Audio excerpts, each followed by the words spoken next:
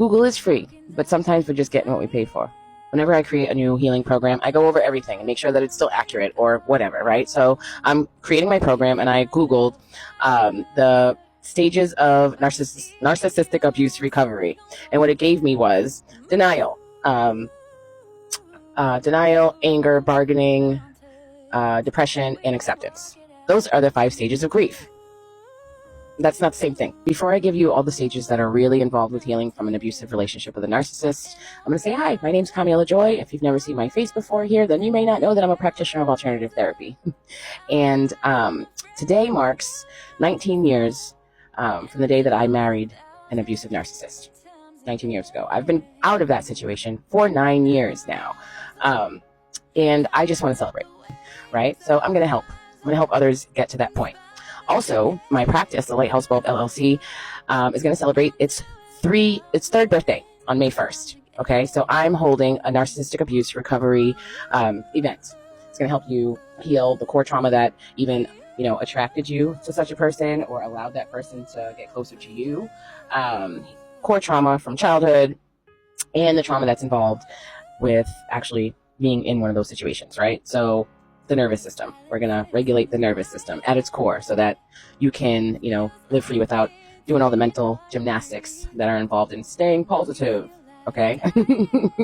Not only that, but I'm going to teach you how to use these techniques on any other experience that comes along. So what you're going to learn is actually going to carry through for a lifetime.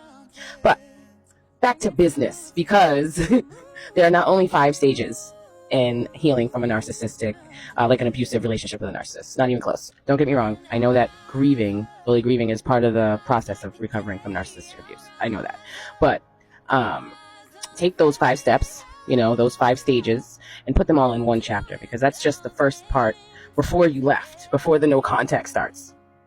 We haven't even gotten to the part where you left yet. Like, whew. All right, so I'm going to fill you in on the other ones. Soothe. Just relax, breathe, soothe. It's like, that's the stage when the bubble baths and the sitting by the beach, sitting at the beach by the ocean type of thing, the kind of commercial, cliche, trendy self-care type of things start. Like, go get a pedicure if you can. Things like that. Moisturize well, just to get back into your body. Soothe. Just to feel good. Okay, that is the whole point. Stage number 1. My bad, number 6. Or number 2, whatever. You've already gone through the first 5 stages, okay? Next step is soothe. So, stage 7, according to Google and my little soothe step, right? We're on stage 7, where you are purging, kind of. It's the release stage, where, like, all the tears that you never cried, all the revelations and epiphanies, looking back at certain memories and being like, oh my God, that's what was really going on. Releasing the shock of it all, right? Purge, cry. Allow yourself to cry, or punch a pillow, scream into a pillow, that sort of thing. That's after you've soothed something, because you got to kind of soften that hard exterior that you had to build just to survive to get to this point. So, soothe, release. Then it's the discovery period. This is when things start to really need your work and your attention. This is the best time to do some meditation or journaling. This is the best time to think of any time that you've been stonewalled, because purge that out. Anything that you couldn't express, it's time to express that in a video for yourself, or journaling. The actual physical exercise of journaling is very therapeutic. So if that's your style, that's the way you want to go with it. You may find some forgiveness in there if it's on the menu for you, but if it's not on the menu, to give out to someone, turn the forgiveness inward and the compassion inward as you're purging out whatever it is that you need to express. All right. You're going to discover a lot of stuff about yourself. And usually after you've been berated and gaslit and all sorts of things, you're going to find out so many amazing things about yourself that were being ignored or stifled. So it's light and dark, great and tough. You know what I'm saying? But that is stage number 8. So self-expression, tuning into the self-expression, especially when you've been stifled and people didn't listen to you or whatever it was, right? The next step is to decide what you do want in your life in certain places that you've released. So it's like, well, this is a weird one. I don't know. But ziti. I will never purchase ziti ever again. For almost 20 years, the only pasta that was allowed in my house was ziti. Do you know how many freaking different pastas there are? Okay. So it's stuff like that where I'm like, I'm gonna have me some rigatoni. I'm gonna have me some linguine. I'm like, you know what I mean? Decide what you want to put in the place of certain things that you released. Now that is very personal and specific and unique for each person, but this is where you start to build a new spirit within. This is where your kind of glow up really starts. As you start deciding what you do want to be a part of your new journey, right? You're going to find more things to release. So release again, meditation, more journaling, yoga, exercise, somatic practices, things like that. Now, that first round of deciding what you want to put in there is usually more logistic, like usually like practical stuff.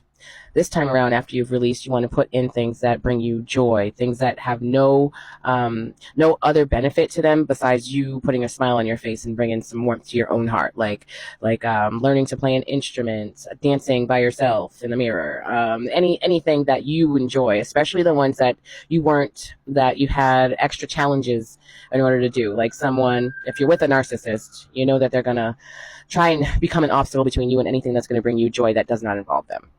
You just know that. So those specific things, like if you were learning an instrument and every single time you went to do so, someone came in and was being loud and distracting you, certain things like that. If you wanted to go back to school, certain things, they usually, I don't care anymore. They usually will have a huge problem with anything that's going to help you grow. So anything that you were trying to do and you felt like a failure because you couldn't do it while someone was sabotaging you the whole time, that's the time to start planning those things out and just taking a look at them. You're not obligated to do all of these things. It's just to open up your mind to how amazing you are. If you haven't been celebrating yourself between each stage along this path, here's the time to literally set aside everything else and celebrate the fact that you've even made it up to this point carrying the stuff that you're carrying in your spirit, okay? Just celebrate yourself. Make it a date. I don't care. Like, book yourself an appointment just to celebrate the fact that you made it that far and all the little accomplishments and successes that you achieved on your healing journey or out in the world up until now. Stage 12, celebrate who you are. Not because of what you have or not because of someone else complimenting you, because of what you see with your inner eye here about you, what you feel in your heart. That's it. Celebrate. It's so important. I don't even want to move on to the next thing. So important, and so many people are missing it. So celebrate. Now, things could be like chaotic, sporadic, all the way up to this point. But around stage 13, things start to settle in a little bit, right? So now's the time to set up practice a regimen. And what I did was I took my 3 favorite techniques that helped the most. Journaling, every day I journal. Meditation, every day I meditate. And, well, it's 2 different journals, really. It's regular journal and a gratitude journal and meditation. So those are things I do every single day, and, as a practice. So you pick the ones that you enjoy the most, that give you the most results in building up your new spirit. Okay, 14. Taking stock in all that you've learned, the differences that you've achieved that are easy now, that are like automatic to you now. Because these things, you evolve and you change. So every now and then, like every 6 months, every year, you want to actually look back and be like, is that still a boundary that I need? Or is that a modality that I can kind of pull back on a little bit, just to evaluate and allow your healing journey to evolve with you? Okay.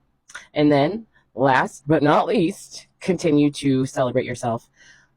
Just keep doing that. You know what I mean? Every 6 months, every year, something. Every month, really, because I do it by the moon cycles, but remember to celebrate yourself.